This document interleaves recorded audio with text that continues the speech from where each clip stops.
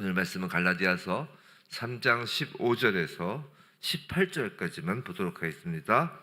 3장 15절에서 18절 우리 한 목소리로 함께 읽도록 하겠습니다. 시작. 형제들아, 내가 사람의 예대로 말하노니 사람의 언약이라도 정한 후에는 아무도 패하거나 더하거나 하지 못하느니라. 이 약속들은 아브라함과 그 자손에게 말씀하신 것인데 여럿을 가리켜 그 자손들이라 하지 아니하시고 오직 한 사람을 가리켜 내 자손이라 하셨으니 곧 그리스도라. 내가 이것을 말하노니 하나님께서 미리 정하신 언약을 430년 후에 생긴 율법이 폐기하지 못하고 그 약속을 헛되게 하지 못하리라. 만일 그 유업이 율법에서 난 것이면 약속에서 난 것이 아니리라. 그러나 하나님이 약속으로 말미암아 아브라함에게 주신 것이라. 아멘. 오늘 약속과 율법 그리고 구원의 확실성이라는 제목으로 갈라디아서 3장 15절로부터 18절 말씀을 받을 때 우리가 율법을 지킴으로가 아니라 예수 그리스도로 완성된 그 언약의 그 예수 그리스도를 붙잡음으로 믿음으로 구원의 확실성 가운데 살아가는 저와 여러분 되길 주님의 이름으로 축원합니다. 사랑하는 성도 여러분, 오늘 우리가 읽은 이 본문은 표면적으로 보면 다소 어렵게 느껴질 수가 있어요. 자, 바울은 오늘 본문에서 언약, 약속, 자손, 430년, 율법, 유업 이런 말을 사용하고 있습니다. 얼핏 보면 이 본문은 매우 신학적이고 어쩌면 단순한 성도들의 실제 삶과는 거리가 먼 듯 보일 수도 있어요. 그러나 성도 여러분, 언제나 그렇듯이 성경의 가장 교리적인 부분들이 실제로는 가장 삶의 실질적인 부분들입니다. 우리 영혼의 안식과 평안 그리고 하나님 앞에서의 확신은 언제나 교리 위에 세워짐을 명심하시기 바랍니다. 그래서 이전에 에베소서 강해 설교할 때 그 점에 대해서 강조했어요. 사도 바울이 먼저 교리를 세우고 그 위에 그 복음을 세워가는, 말씀을 세워가는 것을 보았습니다. 하나님 앞에서의 확신은 언제나 교리 위에 세워진다고요. 감정 위에 세워지는 것이 아니라는 것이에요. 분위기 위에 세워지는 것이 아니라는 것입니다. 인간적 경험 위에 세워지지도 않습니다. 우리가 하나님 앞에서의 확신은 오직 하나님의 진리 위에 세워지는 것이에요. 교리라고 하니까 마치 인간의 짜집기 그런 것처럼 생각되지만 절대 그렇지 않아요. 교리란 바로 하나님의 진리이고 그 하나님의 진리 위에 구원의 확실성이 세워지는 것입니다.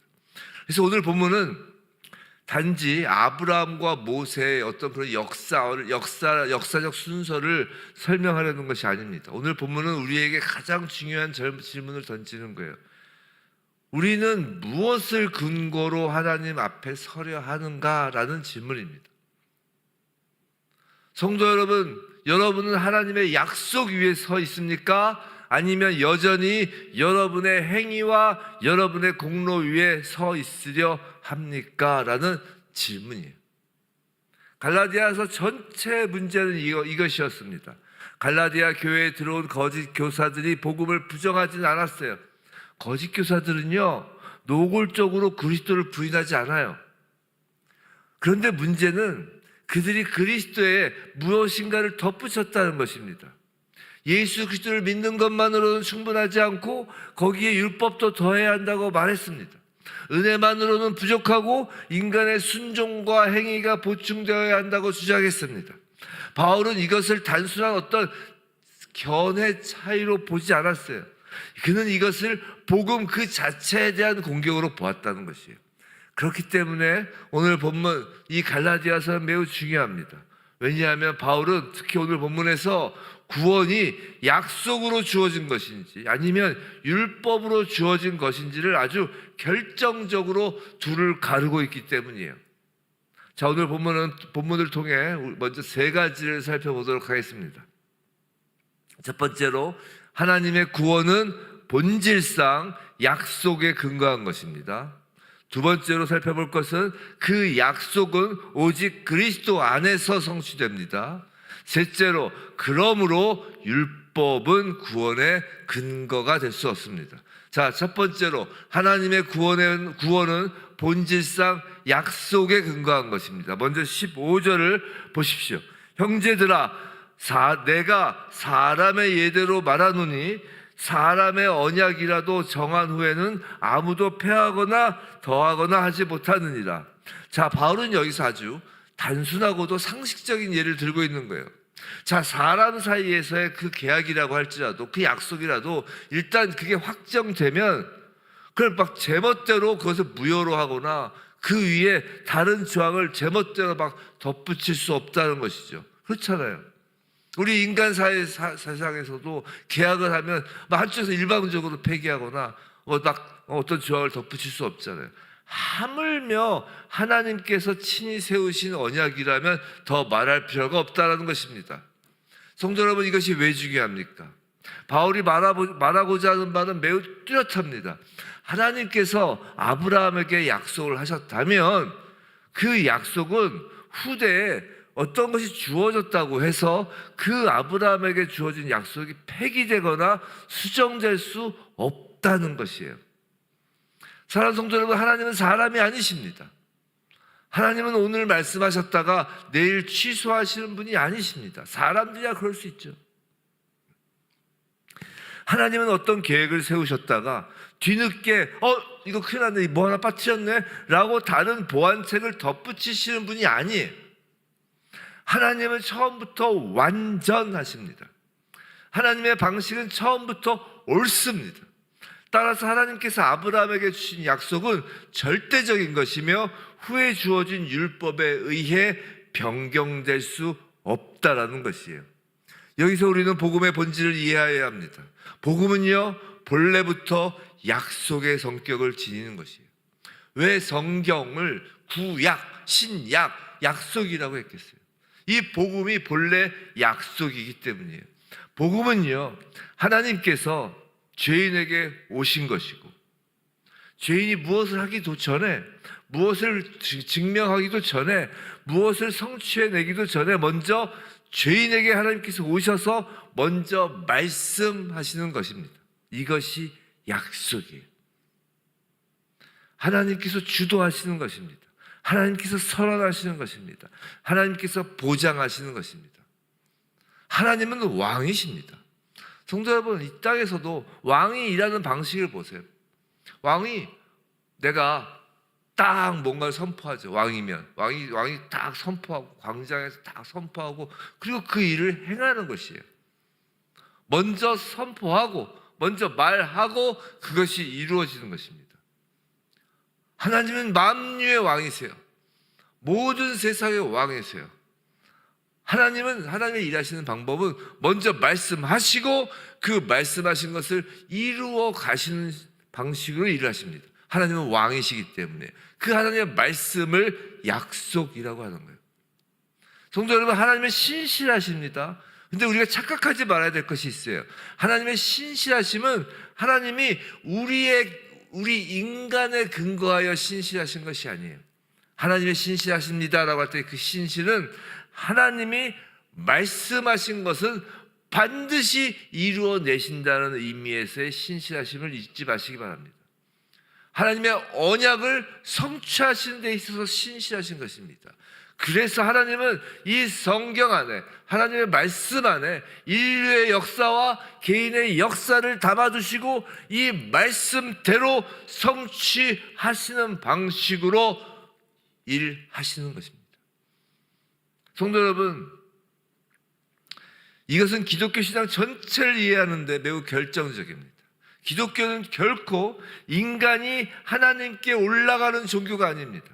인간이 무엇을 이루어서 하나님께 인정받는 세계가 아닙니다. 오히려 정반대입니다. 기독교는 하나님께서 내려오셔서 말씀하시고 약속하시고 그 약속에 따라 베푸시고 그 약속을 성취하시고 약속에 따라 구원하시는 복음인 거예요. 아브라함을 한번 생각해 보세요. 하나님께서 그를 부르셨을 때 아브라함이 무엇을 가지고 있었습니까?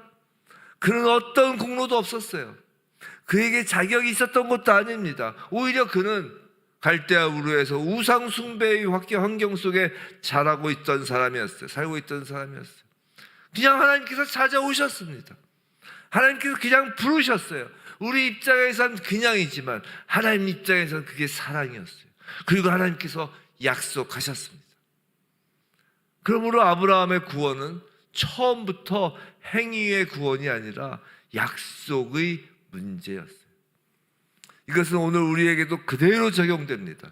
우리 가운데 어떤 분은 여전히 신앙을 거래처럼 이해하고 있을 수 있어요. 하나님께 조금 더 잘 보이기 위해 애쓰고 하나님께 인정받기 위해 더 열심을 내고 자기 행위로 하나님 앞에서 안심하려 할 수 있습니다. 하지만 성도 여러분, 여러분이 하나님 앞에 설 수 있는 이유는 여러분 안에 있지 않습니다. 그것은 오직 하나님께서 말씀하신 약속, 언약 안에 있는 것이에요. 이것이 복음입니다. 그리고 이것이 동시에 우리 인간의 자존심을 무너뜨리죠. 그래서 받아들이지 못하는 거예요, 복음을. 그래서 인간은 언약을 싫어하는 것입니다. 왜냐하면 약속은 인간의 공로를 배제하기 때문이에요. 하나님의 일방적인 언약은 인간의 공로를 배제하기 때문입니다. 인간은 언제나 거기에 무언가를 더하고 싶어하는 것이에요. 인간은 자기가 조금이라도 기여했다고 말하고 싶어하는 것입니다. 그러나 복음은 그것을 허락하지 않습니다. 복음은 처음부터 끝까지 하나님께 속한 것이에요. 둘째, 그 약속, 그 언약은 오직 그리스도 안에서 성취된다는 것이에요. 이제 16절을 보십시오. 이 약속들은 아브라함과 그 자손에게 말씀하신 것인데 여럿을 가리켜 그 자손들이라 하지 아니하시고 오직 한 사람을 가리켜 네 자손이라 하셨으니 곧 그리스도라. 자손이 뭐라고요? 풋노트 보면 씨죠, 씨. 시드, 씨. 여기서 바울은 약속의 그 핵심을, 중심을 아주 분명하게 밝힙니다. 하나님께서 아브라함에게 주신 약속은 막연하게 그의 후손 일반에게 흩어져 있는 것이 아니라는 것이에요. 바울은 말하는 거예요. 잘 보세요. 그 약속은 궁극적으로 한 자손인데 그 자손은 곧 그리스도를 가리킨다는 거예요. 시드, 단수예요. 그리스도를 가리키는 거예요. 이 대목은 대단히 중요합니다. 왜냐하면 바울은 지금 아브라함 언약이 본질적으로 그리스도 중심이라고 선언하고 있기 때문이에요. 사랑하는 성도 여러분, 하나님의 모든 구원의 약속은 언제나 예수 그리스도에게로 모여요. 성경 전체가 그런 것입니다.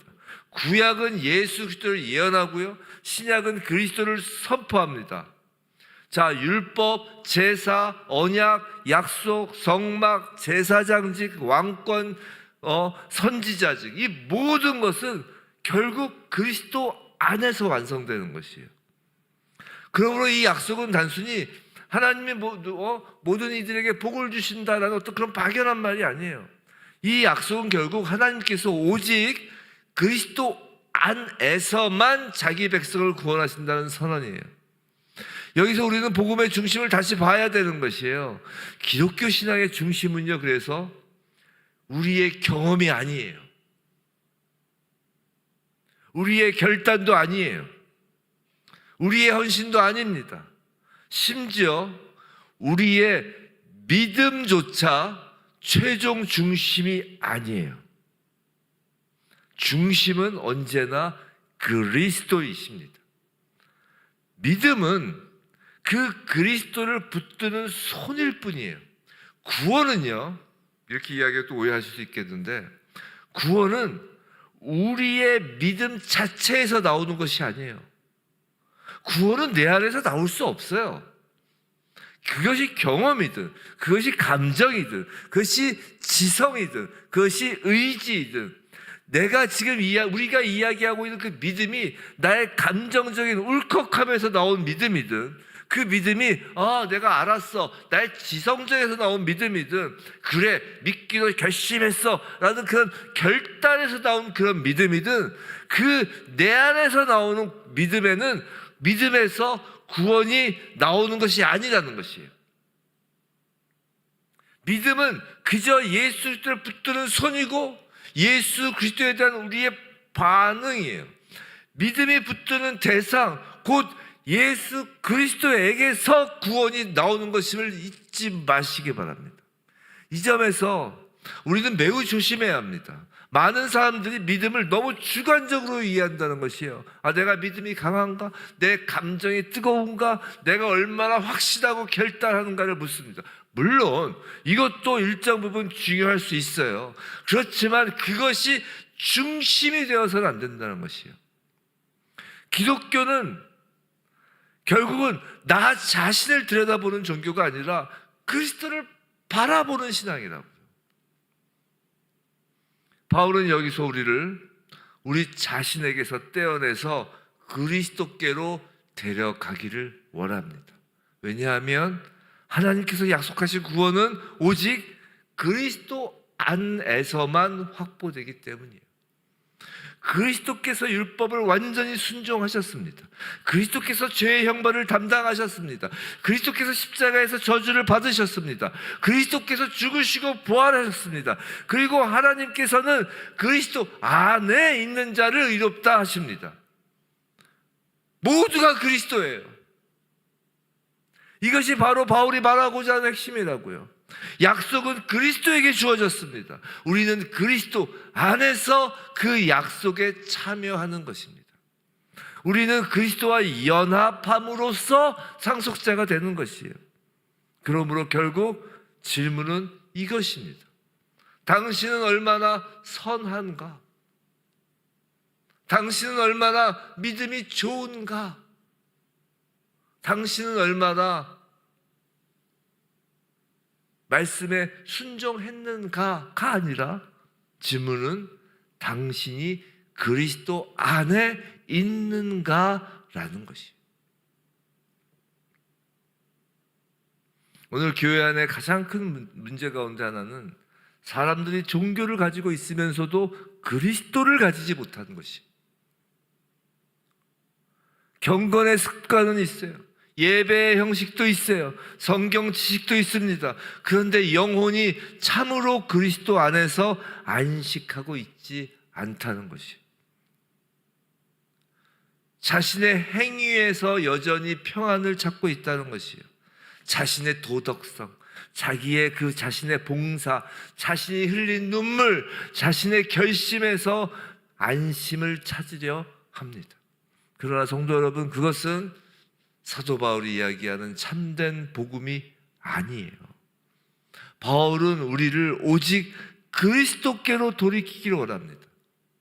하나님의 약속은 오직 그리스도께 속한 것이. 따라서 약속에 참여하는 길도 오직 그리스도를 통해서만 열리는 것입니다. 세 번째로, 그러므로 율법은 구원의 근거가 될 수 없습니다. 이제 17절과 18절을 보세요. 내가 이것을 말하노니 하나님께서 미리 정하신 언약을 430년 후에 생긴 율법 폐기하지 못하고 그 약속을 헛되게 하지 못하리라. 만일 그 유업이 율법에서 난 것이면 약속에서 난 것이 아니니라. 그러나 하나님이 약속으로 말미암아 아브라함에게 주신 것이라. 여기서 바울은 아주 논리적으로 결론을 이끌어내는 것이에요. 자, 아브라함에게 약속이 먼저 주어졌고, 이 창세기 15장이죠. 그리고 율법은 430년 후에 주어졌다는 것이. 언제 주어졌어요? 430년 후에 하나님께서 아브라함에게 미리 말씀을 하시죠. 너의 자손들이 400년 후에, 그러니까 400년 동안 애굽에서 종살이하고 이방 땅에 종살이하고 풀려날 것이다. 그런 이야기를 약속을 하시고, 그 언약식에서. 그리고 나서 430년 후에, 즉 모세를 통하여 애굽에서 이스라엘 백성들이 애굽하고 시내산에서 율법이 주어진 것을 지금 이야기하는 거예요. 먼저 아브라함에게 약속이 주어졌고 율법은 시내산에서 430년 후에 주어졌다는 것이에요. 먼저가 약속이고 율법이 나중이라는 거예요. 그러므로 나중에 온 것이 먼저 있던 것을 폐기할 수 없다는 것이에요. 만약 율법이 구원의 길이라면 이 먼저 하였던 약속은 무의미해지는 것이에요. 반대로 이 먼저 했던 약속이 참이라면 율법은 구원의 근거가 될 수 없는 것이에요. 둘은 혼합될 수 없다는 것이에요. 성도 여러분, 이것은 단순히 아브라함의 시대, 창세기 시대, 출애굽기 시대 어떤 이런 시대 구분의 문제가 아닙니다. 이것은 원리의 문제예요. 원리. 성도 여러분, 성경이 매우 비이성적인 책이라고 생각하십니까? 아니에요. 전 성경을 읽으면 읽을수록 이렇게 로지컬한 책은 본 적이 없어요. 정말 논리적인 책입니다. 논리적인 거예요. 이건 원리의 문제예요. 자, 약속과 율법은 서로 다른 방식이라는 거예요. 약속은 하나님께서 주시는 것입니다. 그런데 율법은요, 다시요, 약속은 하나님께서 주시는 거예요. 율법은 하나님께서 요구하시는 거예요. 다르죠? 약속은 하나님께서 주시는 것이고 율법은 하나님께서 요구하시는 거예요. 약속은 은혜의 영역이고 그래서 율법은 명령의 영역이라고요. 약속은 내가 하겠다라고 하나님께서 말씀하시는 것이고 율법은 너는 하라라고 인간에게 말씀하시는 거라고요. 이 둘을 혼돈하면 복음 전체가 무너집니다. 이 점에서 오늘날에도 갈라디아 교회의 그 문제들이 여전히 존재해요. 오늘날 교회 안에도 수많은 사람들이 입술로는 은혜를 말하지만 실제로는 율법적으로 산다는 것이에요. 그들은 구원이 은혜라고 말하지만 실생활에서는 하나님이 자기를 받아주시는 근거를 자기 성취에서 찾습니다. 신앙생활을 잘한 날에는 하나님과 가까운 것 같고 실패한 날에는 완전히 버림받은 것처럼 느껴요. 기도를 많이 한 날에는 막 담대해지고 기도를 못한 날에는 하나님 앞에 나아갈 수 없는 것처럼 여깁니다. 물론 신자의 삶에는 순종이 중요합니다. 성화는 반드시 필요합니다. 거룩함이 없는 신앙은 거짓입니다. 그러나 성도 여러분, 순종은 구원의 근거가 아니에요. 순종은 구원의 열매인 것이에요. 참으로 답답합니다. 이것을 자꾸 헷갈려해요. 우리는 순종하기 때문에 받아들여지는 것이 아니라 먼저 받아들여졌기 때문에 순종하는 것이에요. 이것을 바꾸면 모든 것이 무너집니다. 율법은 구원을 주지 못해요. 제가 그래서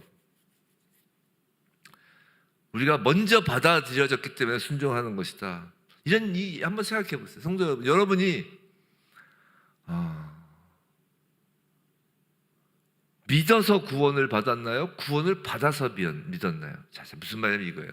예수께서 성령으로 인하지 않고선 거듭날 수 없다고 그랬어요. 그죠? 그럼 거듭남이 먼저예요? 성령이 먼저예요? 굳이 선을 따지자면 논리적인 이야기를 하는 거예요. 시간적 선을 이야기하는 것이 아니라 논리적 선을 이야기하는 것입니다. 분명히 예수께서는 성령으로 인하지 않으면 거듭나지 않는다고 그랬어요. 즉 성령이 먼저예요. 자, 그러면 우리가 믿어서 성령을 받은 거예요? 아니면 성령을 받아서 믿게 된 거예요? 성령을 받아서 믿게 된 거예요. 우린 죽은 자라 했잖아요. 죽은 자. 죽은 자가 어떻게 믿어요? 죽은 자에게 무슨 감정이 있어서 눈물을 흘려서 믿음이 그 안에서 생겨요? 죽은 자에게 무슨 미션이다라는 결단이 있어요? 죽은 자에게 무슨 이해했어 믿어야지 이런 지성이 있어요? 죽은 자라니까요. 성령이 죽은 자를 깨워야, 죽은 자를 살려야, 마치 창세기에서 하나님의 숨이 아담의 코에 들어가 그 아담이 생령이 된 것처럼, 사는 것처럼, 살아있는 존재가 된 것처럼 성령이 들어와야 우리가 사는 거예요. 살아야 복음이 살아야 그 우리의 지성이 맞아요, 그렇군요 하고 알아차리고 살아야 울컥하면서 아 예수님 감사합니다 하고 살아야 내가 믿어야지 하는 결단도 생기는 거예요. 그래서 그럼 그 성령이 들어오는 게 뭐예요? 성령은 말씀을 타고 들어온다고요. 말씀을 타고 들어오는 거예요. 말씀으로 들어오시는 게 성령이에요. 그래서 믿음은 들음으로 난다는 것이에요. 말씀이 들어올 때, 듣는다는 건 귀가 듣는다는 그런 개념보다 말씀이 우리 안에 들어올 때, 즉 성령이 들어올 때 믿음은 들어왔기에 거기에 따른 반응으로 나오는 것이라는 거예요. 성령이 뭔지예요. 먼저 우리가 성령을 받았기에 거듭났기에 믿음이 생긴 것이, 즉 먼저 구원받았기에 순종하는 것입니다.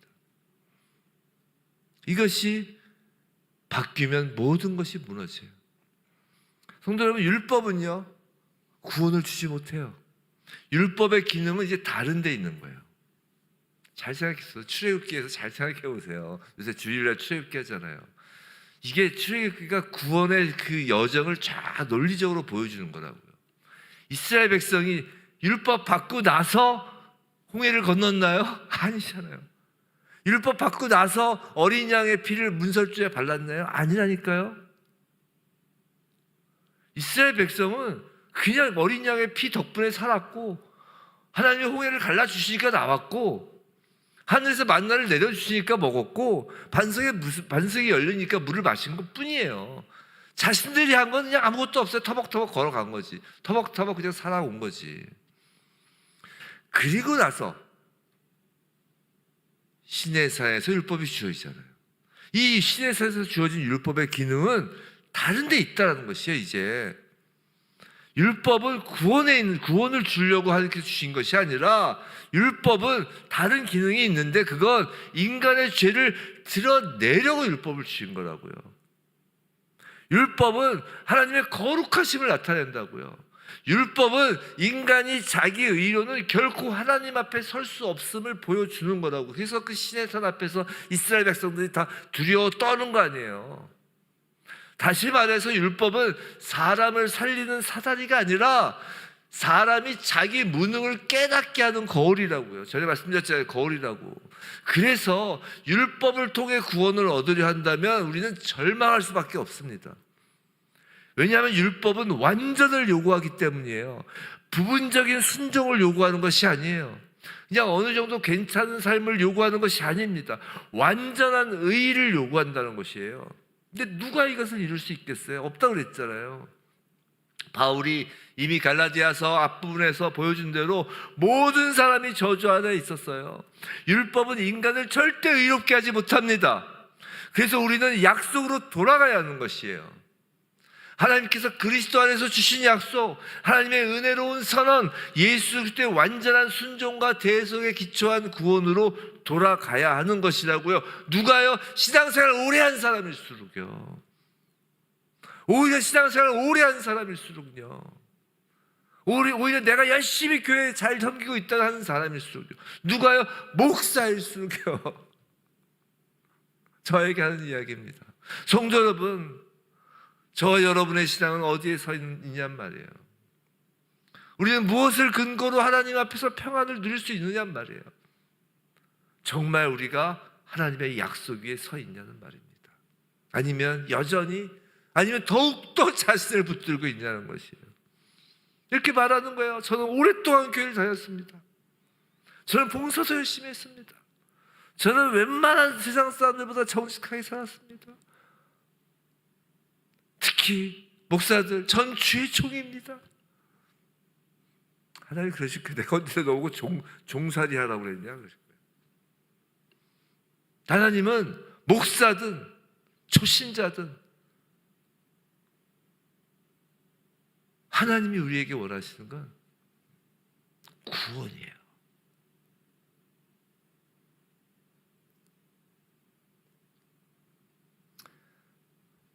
성도 여러분, 우리가 얼마를 교회를 다녔든 어떤 봉사를 하였든 얼마나 정직하게 살았다고 우리가 주장하든, 얼마나 하나님 앞에서 내가 헌신했다고 주장하든, 내가 얼마나 많은 설교를 하고 얼마나 멋진 설교로 많은 사람들 하나님 앞에 돌려 세워놓았다고 하든 그 모든 것이 우리를 구원하지 못한다는 것이에요. 바울의 논지는 매우 분명합니다. 유업이 율법에서 난 것이면 약속에서 난 것이 아니게 되는 것이고, 즉 인간의 행위가 구원의 근거가 된다면 하나님의 은혜는 더 이상의 은혜가 아니라는 것이에요. 그건 기독교가 아니에요. 그건 복음이 아니에요. 성도 여러분, 참된 성도란, 참된 신자는 자기 안에서 안심하지 않습니다. 참된 신자는 자기 자신을 깊이 알면 알수록 오히려 예수 그리스도께 매달리는 것이, 자기 의의를 신뢰하지 않습니다. 자기 순종을 자랑하지 않습니다. 자기 감정을 숭배하지 않습니다. 오직 그리스도만을 바라봅니다. 이것이 신자의 자유이에요. 이 자유는 방종의 자유가 아니라니까요. 죄를 가볍게 여기는 자유가 아니라니까요. 오히려 이 자유는 하나님 앞에서 참으로 순종할 수 있는 자유예요. 왜냐하면 이제 우리는 두려움 때문에 순종하는 것이 아니라 은혜 안에서 순종하기 때문이에요. 우리는 버림받지 않으려고 애쓰는 것이 아니라 이미 받아들여진 자로서 사랑하기 때문이에요. 이게 엄청난 차이입니다. 세상의 모든 종교는 버림받지 않으려고 애쓰는 종교예요. 하지만 복음은 이미 받아들여진 자로서의 자유이고 사랑이에요. 사랑하는 성도 여러분, 그렇기 때문에 여러분의 시선을 자기 자신에게서 거두시기 바랍니다. 제가 어저께도 말씀드렸잖아요. 제발 자기 자신만 계속 보는 걸 그만 멈추라고. 여러분 자신을 붙드는 걸 이제 멈추시기 바랍니다. 여러분의 경건을 의지하지 마시기 바랍니다. 여러분의 결심, 결단 신뢰하지 마십시오. 여러분의 감정을 최종 기준으로 삼지 마십시오. 막 어디 부흥회 가고 막 차장 집회 가지 말라는 게 아니라 막 거기서 눈물을 흘렸다고 여러분이 구원받은 게 아니에요.